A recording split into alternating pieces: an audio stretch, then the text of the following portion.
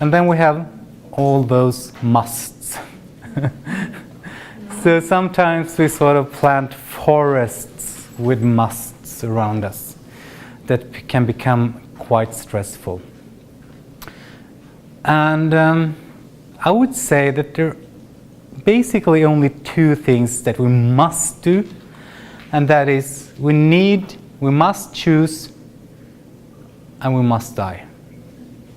And the rest of the things, it's more fair to say that we choose for one reason or another.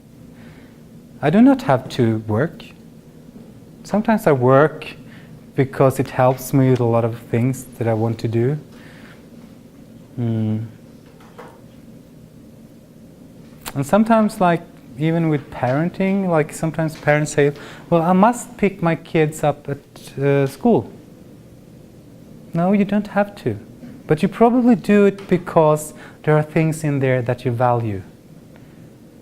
So sort of, and like, why I want us to sort of have a look at those forests of musts is because if you look at it from a stress perspective, what stress researchers know is that if we have a low, that we don't feel that we have any choice, if we don't feel that we have any choice compared with high workload, so basically low locus of control, a bad sense of that we have some control over the situation in combination with high workload, that's a really bad thing. That's quite toxic. So we want to remind us about that we have choices and we do things for reasons. That sort of helps us to get in contact with that we actually have choices. There are very few musts.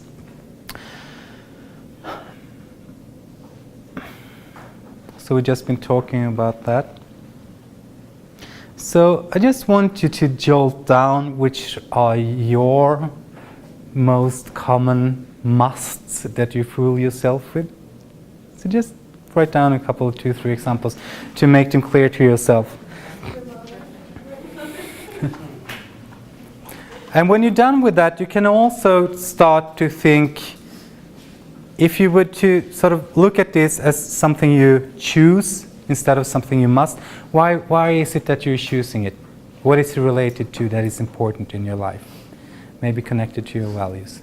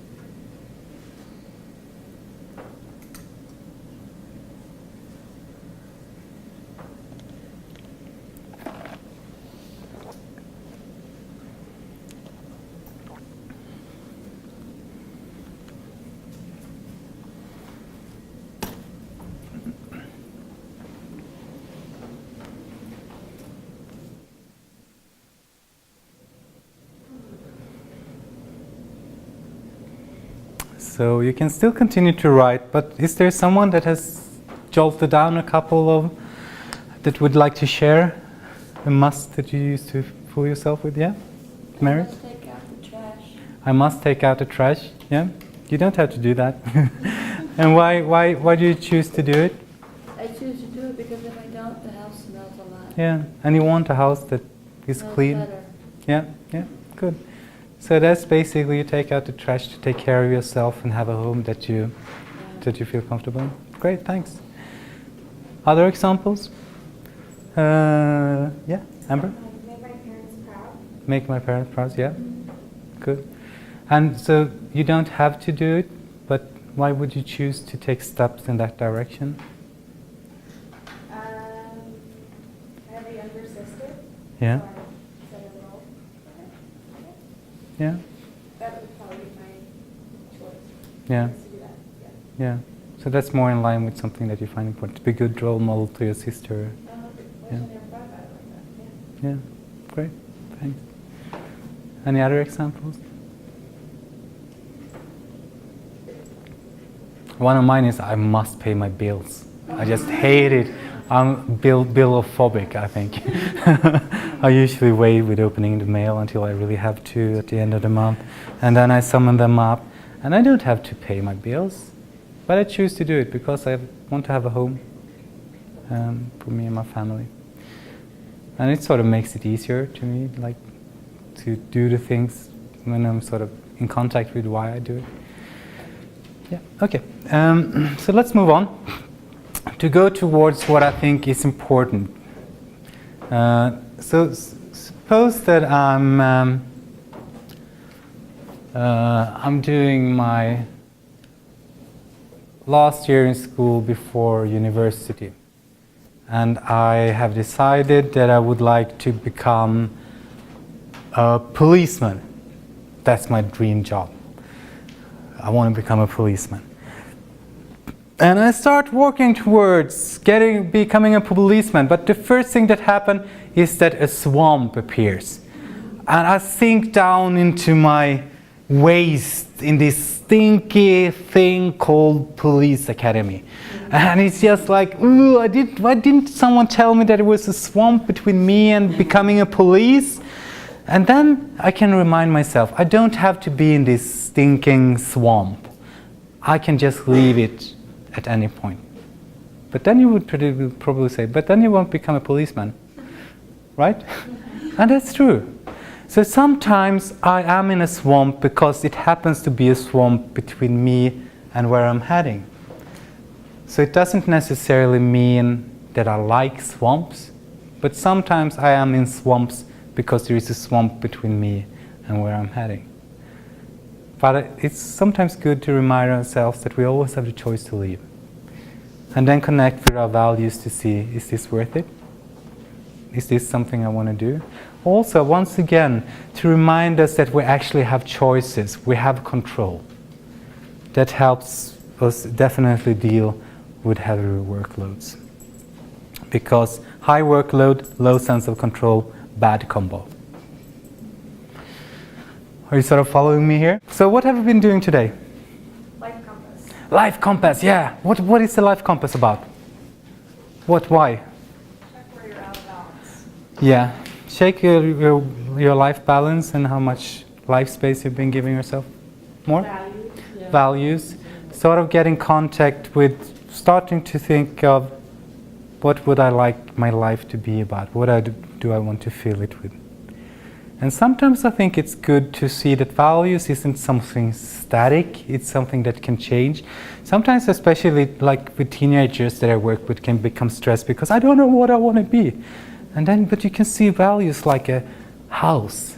And there is no house that is right or wrong, it's just like you choose a house. And a house, I want a house like looks like this right now. And it doesn't have to be the end product, because then it sort of turns out that life sort of changes and now you want a different kind of house, or you want to rebuild the house or put another couple of rooms to the house with a nice little tower or whatever, because it better fits your purpose. So there is nothing right or wrong.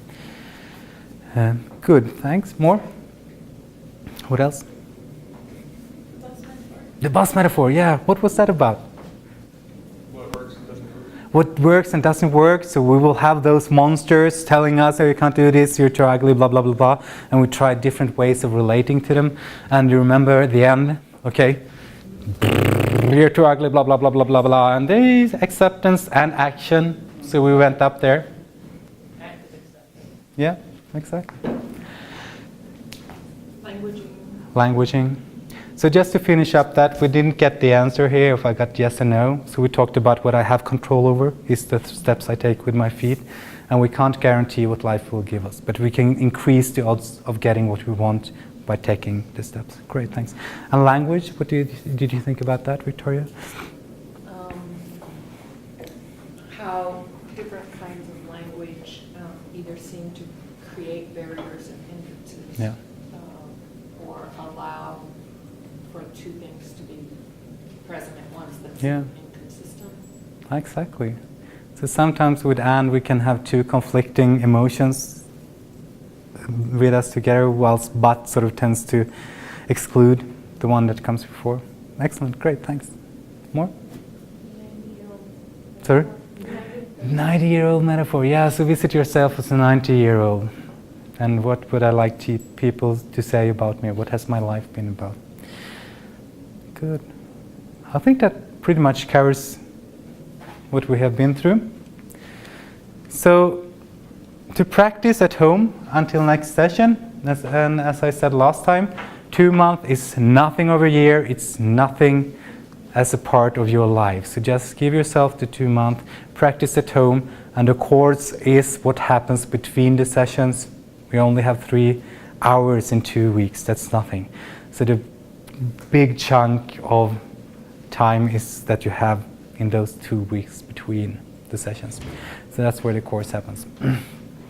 Oh, excellent. Thank you, Stephanie. So those are just suggestions that we could work with next time. Mindfulness, same there. Now you can choose between the 30-minute, the 15 minutes, the 5-minute that you wanted to start with last time. And then you can play with 4 or 5. That is the walking meditation or one of the ACT exercises is number 5. Same as before. So now add a new everyday mindful exercise. So if you had brush your teeth, add another one. Let go, brush your teeth. Maybe you still do it automatically if you got into the habit. But choose a new one to focus on for the coming 2 weeks. Acceptance, that's exactly as before. And probably it will get easier and easier to remind it when shit happens to either, yes, full contact, or I don't want this. Play with those two. And exercise, same as before. What I mean with exercise, sort of getting your pulse up at least 30 minutes twice a week. If you already train, cross-training or jogging, as you said, Lisa, just go ahead with that.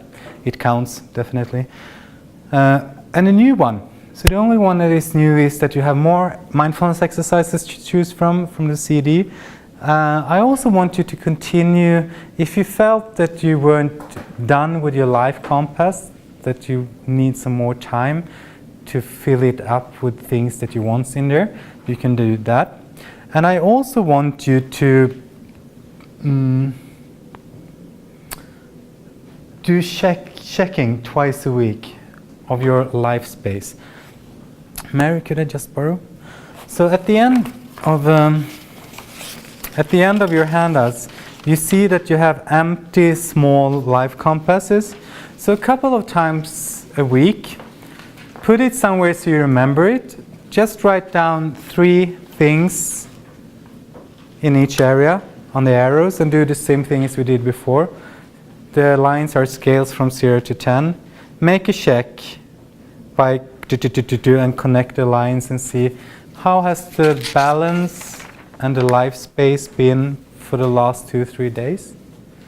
And also this is, if you do this a couple of times, you'll get into the hang of it and you can pretty much do it automatically as time goes on. But when we have the support from the group, I think it's good to actually do it. Another way to do it if you want to, because you have the PowerPoint, so you can just write in new things in the PowerPoint and just hit print, and then you already have them there.